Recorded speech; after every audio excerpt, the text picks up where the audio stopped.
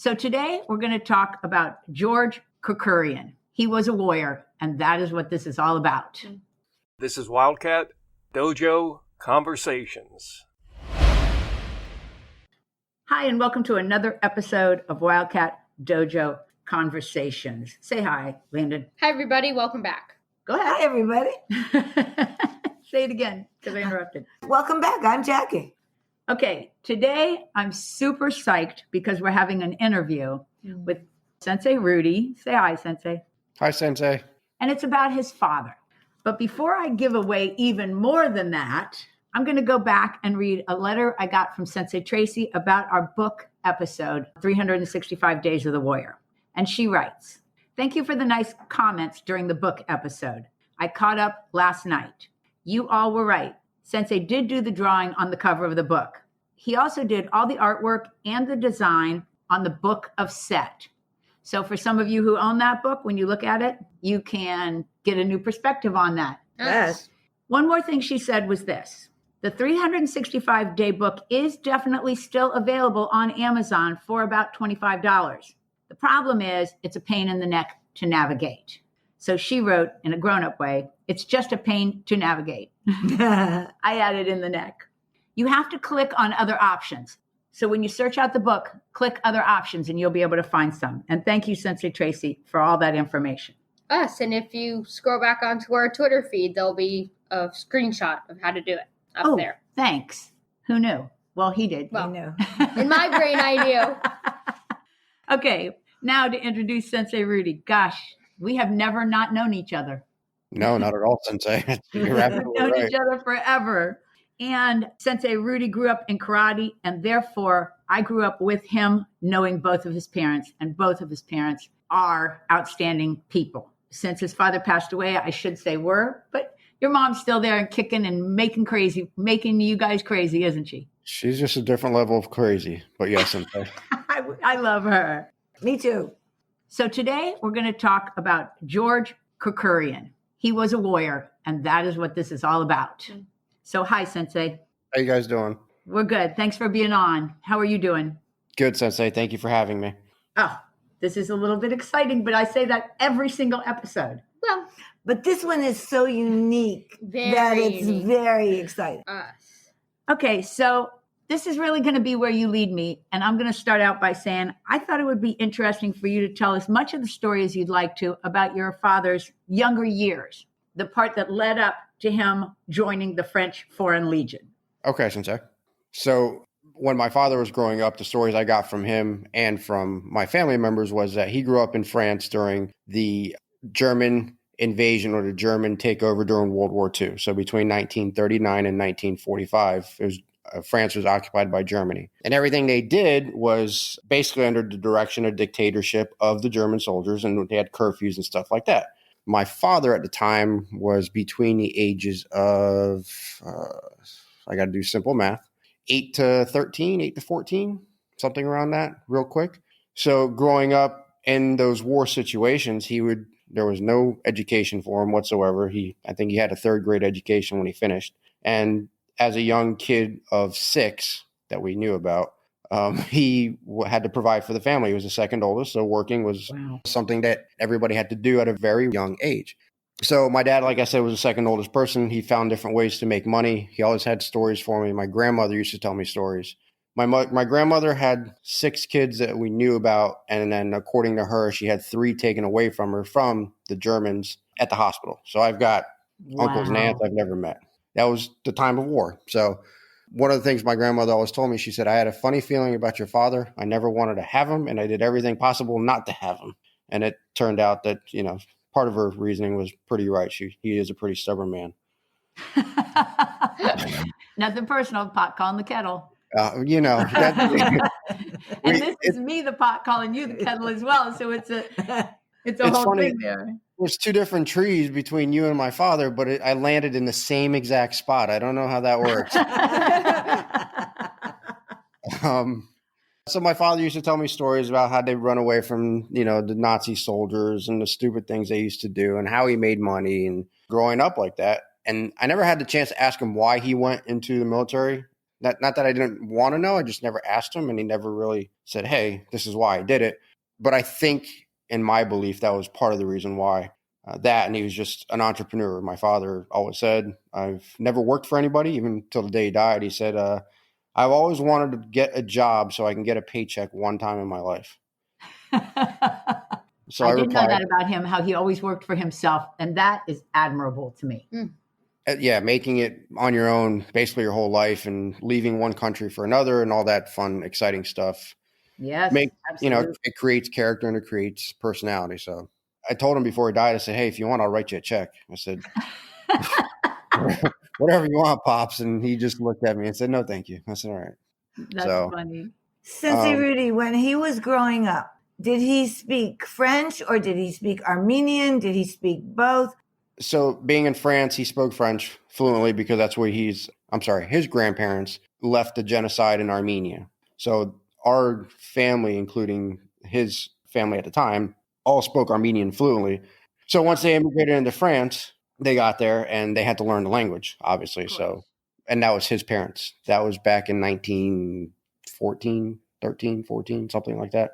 But my father was born in France, so he automatically learned both languages very easily. And then when my father left France and went to Canada, that's where he learned Italian. And then when he started coming to the States, that's how he picked up English. So everything was self-taught. It's not like, again, there's no education. He was just like, Amazing. Yeah. Multilingual and self-taught, just really a self-made person. I just find that so admirable. Yes. Let's jump to the part where he did join the French Foreign Legion. How old was he? I think he was 17 when my grandfather signed off on it. I don't have an exact date. I know he was still a minor. I don't know exactly how old he was. Again, I know he was still a minor because that's what he told me, but I didn't know the exact age. I didn't either, but he was proud of that. Yeah. He told me also. Well, he told me, he's like, I had nothing else to do. He goes, I'm not going to school. And he goes, I just decided I'm going to join the military. I said, okay, I guess that's what you do. And he got in a bus, and from his hometown in Marseille to Paris was probably about a 7-hour ride. He went, signed up, and every time, I think he did 3 times total. The first 2 times they sent him home. They called his parents to come get him. And finally, by the 3rd time, his father signed off on him. So it took him 3 tries to get in. Now, I did not know that part. That's cool. Interesting. Yeah, that is. Now, did he do all of his tours in Vietnam? He did in Vietnam, yes. He did Hanoi. I thought he told me he did 3, but I can't remember for sure. I think he did 4 total. And so obviously you would know. Yeah, he's done 4 or 6 jumps in the combat. The last one being Dien Bien Phu. That was the one where he got shot.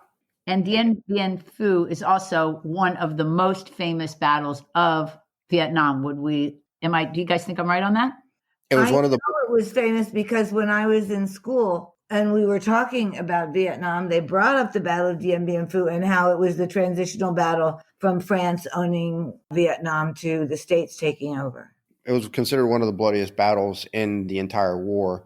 And that was when it was French. The Americans weren't in yet. I think the Americans went in 1967, if I remember correctly in my history. And this was in 52. It went from 52 to 54. So the Battle of Dien Bien Phu at the time, according to my father and some of the history books I've read, was a battle that wasn't backed by the French government. And it was one of those where they said, hey, good luck. We're not sending you any resources or aids. We're going to drop you in and you're going to do your job. The problem is that when they got dropped in, they were outnumbered something crazy like 8-1, 10-1. And they were ambushed over the course of 4 months, March, April, May, June. No, March, April, May, 3 months, over three plus months. So that's how it became one of the bloodiest battles in French military history and in the history of Vietnam. Didn't it have the least amount of survivors? Yes. I don't remember what the number of survivors were. I don't remember. If my father was here, he'd be mad because I used to get that. I used to get quizzed on this on a weekly basis. How many people? You told me too, so I'm going to be embarrassed that I don't have it in my head either. He would expect me to know where he jumped, how many people he fought, how many people survived. I'm like, Pop. And the picture of him. So in the middle of all this, at the rest of war or battle, what they would do is they collect ammo, artillery, food, and they collect bodies. And what they would do is they put the bodies in a certain area, and then bodies would get transported however they did it back then, out of the fighting grounds back to home for proper burial. And at the time, there was a photographer there. I don't know who he is. And my father was carrying a dead body over his shoulder to the mass grave where they were going to get brought back home. And there was a picture taken. And from there, that picture snowballed into the same picture just being plastered all over the place. Some pseudo-famous Armenian/French artist did a painting of the picture of my father and gave it to him as a gift back in the 60s, early 60s. Wow. And that painting's on my wall. It's been that thing's been all over the place. That picture made Time magazine. It's in a museum in France for the paratroopers. It's been in about a dozen different books, but all the pictures, none of them have like a caption of his name, which is even funnier because he's like, I don't really care. So even though the French, when he got his French Foreign Legion Award, if I said that wrong, you'll fix me. They do know it's him in the picture. They recognized that it was him in the picture in that ceremony. Well, the medal, the French Legionnaire medal that he got was for having served. It wasn't necessarily for the picture. The picture had nothing to do with it. The way he got that medal is my uncle, his younger brother, and the head of the museum in Pau, France, got together and said, hey, why don't we nominate you for this highest military medal that we can get? And after a bunch of different avenues and requests and all that stuff, they called him and said, hey, you're coming up and we're awarding you this medal on such and such date. And it's the most prestigious medal that you can get through the French army, the French government. It's Napoleon's Legion of Honor. That's so way cool. But that's not his only medal. No, he's got a couple Purple Hearts, a couple Gold Stars, a couple Bronze Stars, a couple Silver Stars, the Medal of Honor. And his claim to being very prideful or very proud of his accomplishments is he said, I did all that in 2 years of combat. Wow. So after he would continue to lecture me about how great he was, and he would, he said, son, I got more medals in 2 years than people get over 20. And I said, okay, Pops, I got nothing. I got no medals. I got nothing.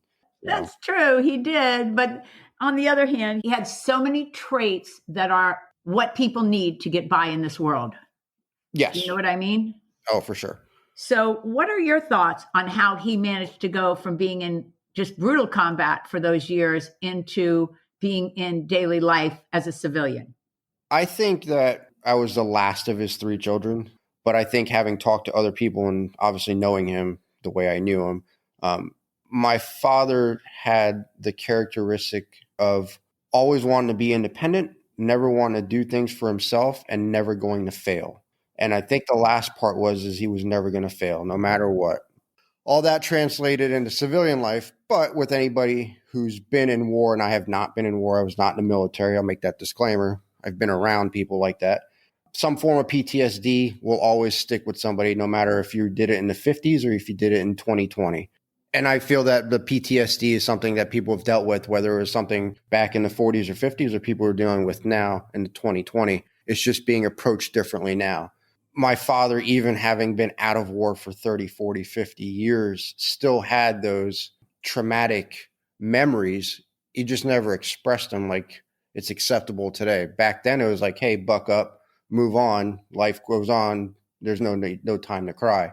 One of the funnier stories about my father when he was, I was probably 14, 15. I woke up to go to school. My mom and my dad woke up, and my mom had like a bruise on her eye, and my dad had a bruise on his eye. And I said, what the heck happened?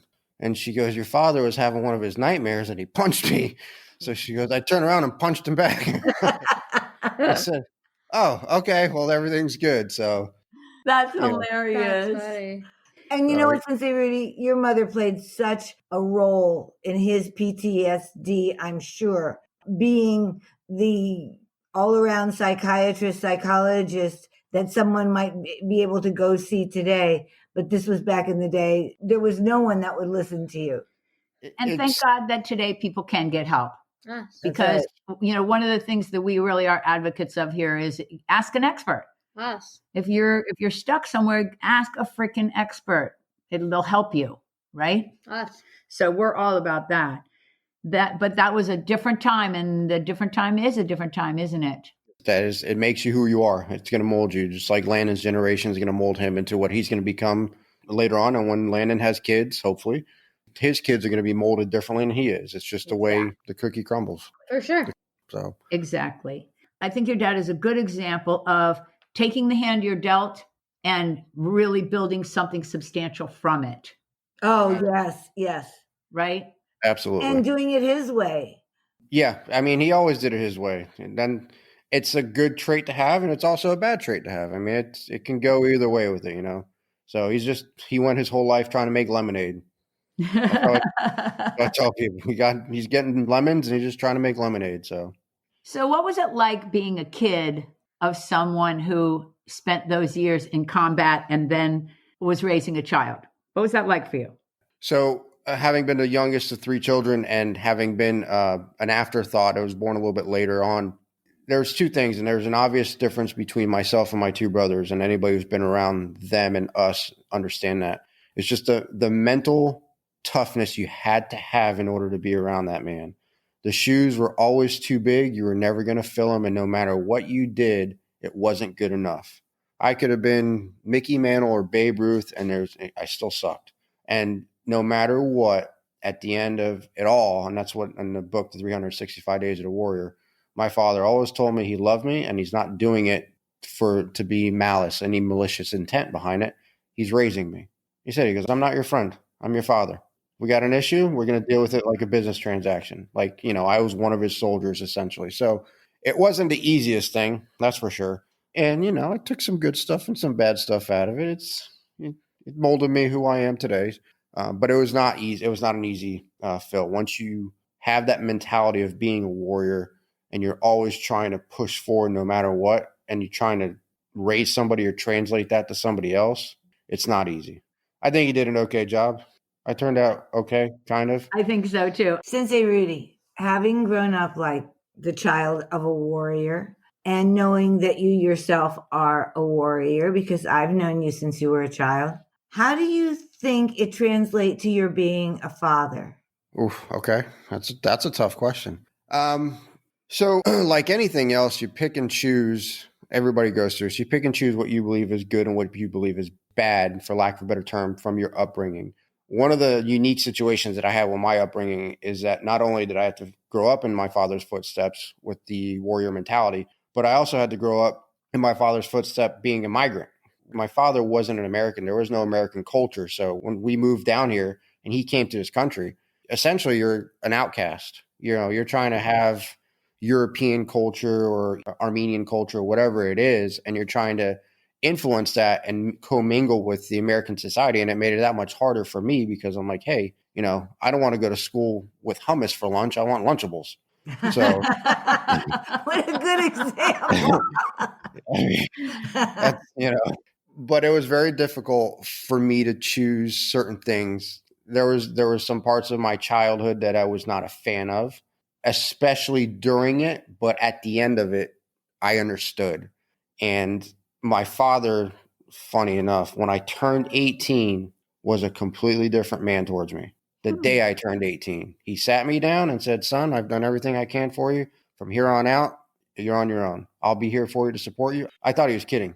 It took me a week to figure out that he was not kidding. And at least our friendship changed. And at that point, that's where I said, okay, now I get it. Because you grow up, you're in your teens and stuff. You want to do the things you want to do and go play and go have fun. And you have your parents and your father. And he was that guy. He's like, you're not doing it.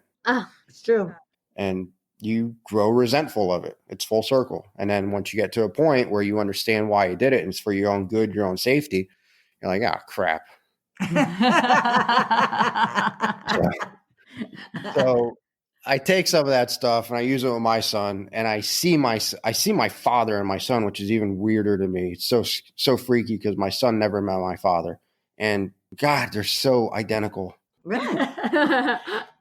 Okay, I'm going to push us on here. Each one of us having the experience of had people who have passed away, we look back and we remember certain things that really stand out in our mind about that person. Give me one or two about George. He just didn't care. Like, he would just do whatever he wanted. It was amazing. It was amazing the stuff he got away with. I saw him at a at a younger age, in his 50s, get away with stuff. And I saw him get away with stuff in his 80s. I'm like, Dad, how? How did you do that? How did you pull this off? One of the things he always told me is like, if you don't want anybody to know a secret, you don't tell anybody anything. I was like, yeah, okay. That always stood out with me.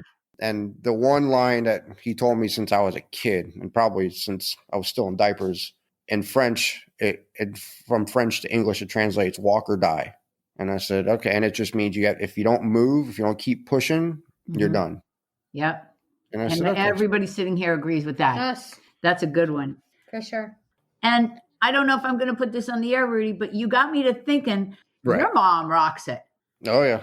I mean, she's an extraordinary person, and she certainly should get a shout out for how strong she had to be to live. How long were your mom and dad married? Married 30 years, together 40. Yeah. To be with a man of that intensity for 40 years. I mean, she really needs a shout out. So holla, Muriel. And with that, oh my God, has this been fun? Yes. And we're going to finish it off with Sensei Rudy reading his passage out of the book, 365 Days of the Warrior. If you have the book in hardcover, it's on page 339, and you can also find it on November 29th. Okay, Sensei Rudy, you're up. Picture a man who's jumping out of an airplane with 300 of his closest friends beside him and 2,000 more below him in a jungle. As this man is floating down from the night sky, he sees bullets flying, bombs exploding, and friends dying. On these battlegrounds, there is no time for grieving the lives lost, because in doing so, you will lose yours. After countless hours of fighting in the hell, the noise stops and all is quiet. Now it is the time to collect up the dead and begin to rest for the next battle. Rest here doesn't consist of you lying in a cozy bed holding the bear with your head on a pillow. Your pillow is your backpack with your life-saving supplies. Your bed is a jungle floor surrounded by insects, snakes, leeches, and your bear is your loaded rifle ready to fire at the slightest feeling of change. This is the life of a warrior. 50 years later, the nightmares continue. Every day, he sees the face of the man that nearly took his life. The bullet hole in his left arm is a constant reminder of the paralyzation he had to endure for 2 years before finally defying the odds of ever being able to use that arm again. Now in the 21st century, after countless battles throughout life, this warrior faces a new challenge that not many can succeed at. This combatant, who has taken the lives of thousands, is faced with raising a child in today's society, a challenge that many believe is more trying than war itself. This is a father that will mentally try his son day in and day out, forcing him to a breaking point. This same father searches for fights to make his kids stronger. The only way he knows how to raise this child is by the way of the warrior, the same way he was brought up. The same man who never shows emotion or pain, but like all others, feels them both.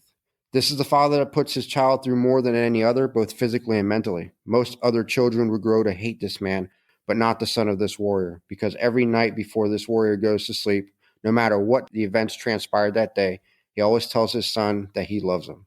This is my father. Wow. I know, it's heavy, right? But at the same time, it's light. Yes. Right, exactly. I mean, it's got darkness and it's got light, and that's life, folks. Yes. So, oh my gosh, it was everything I dreamed. Thank you for being here. Well, thank you for having me. That's first and foremost. I really appreciate it, and it was fun. It was very fun. It was very fun. Yes. And I did relearn things that I had forgotten over the years. So thank you for reminding me of that. So it's time for goodbyes. Bye, everybody. I hope you enjoyed this as much as I did. Bye, everybody. We'll see you next week. And I'm Sensei Michelle, signing off. Thanks for being here. Hope you join us again on Wildcat Dojo Conversations.